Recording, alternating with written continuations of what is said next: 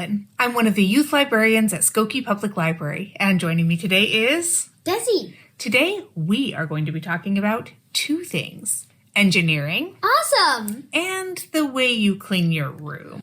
Wait, what? Hear me out.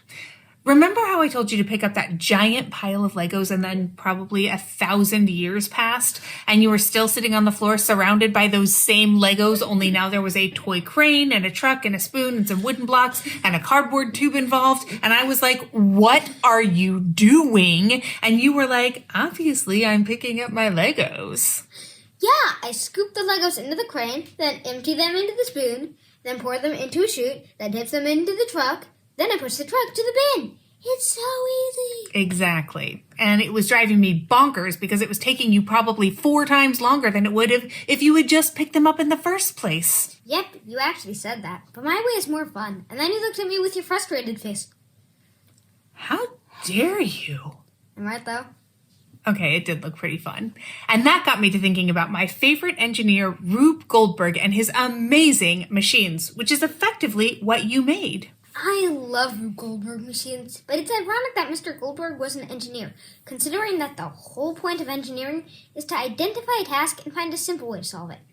A Rube Goldberg machine, on the other hand, is designed to take a simple task and make it the most complicated, wackiest contraption to solve it. I think there's a reason for that. But first, let me give you a little backstory.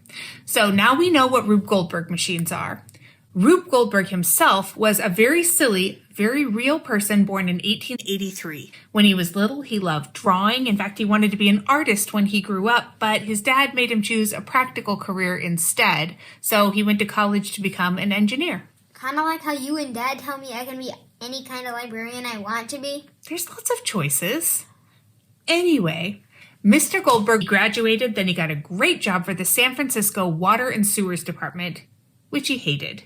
After about 6 months, he quit engineering entirely and began working as a cartoonist, eventually going on to create an estimated 50,000 comics. So what you're saying is kids always know what's best? Sure. A couple years ago, you wanted to be a fire truck when you grew up. It's a noble vehicle. Indeed it is. But here's the thing. I agree that Rube's dad should have listened to his son, but believe it or not, studying engineering actually influenced that thing that made Rube Goldberg most famous. One of his most popular comic strips was called The Inventions of Professor Lucifer G. Butts. Professor Butts carefully planned out the wackiest, most complicated contraptions, and people loved it. Those machines have inspired engineers, artists, movie makers, cartoonists, and comedy lovers alike. In fact, Rube Goldberg is so famous that he is the only person whose name has ever been in the dictionary as an adjective.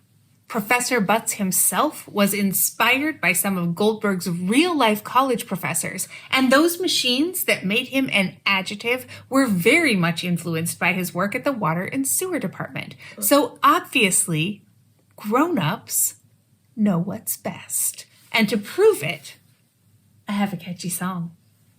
Well, if you sing a catchy song, you'll never get it wrong. Moms and dads say eat your peas and clean your room and wash your knees. Don't do this and do that. Put out the dog and bring in the cat.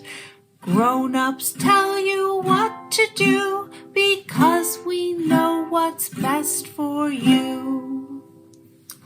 But it's not good to crush kids' dreams or undercut their self-esteem. Support them and wish them good luck when they want to be a fire truck. Otherwise they'll think you're mean and grow up making strange machines. Fair enough. I think we can both agree that Rube Goldberg did pretty well for himself.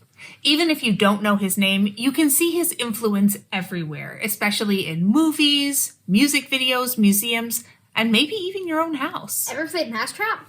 People love them so much that every year since 1988, Purdue University in Indiana has held a nationwide Rube Goldberg machine contest where teams use everyday items to complete a simple task in the most complicated and hopefully funny way. And that brings us to our project.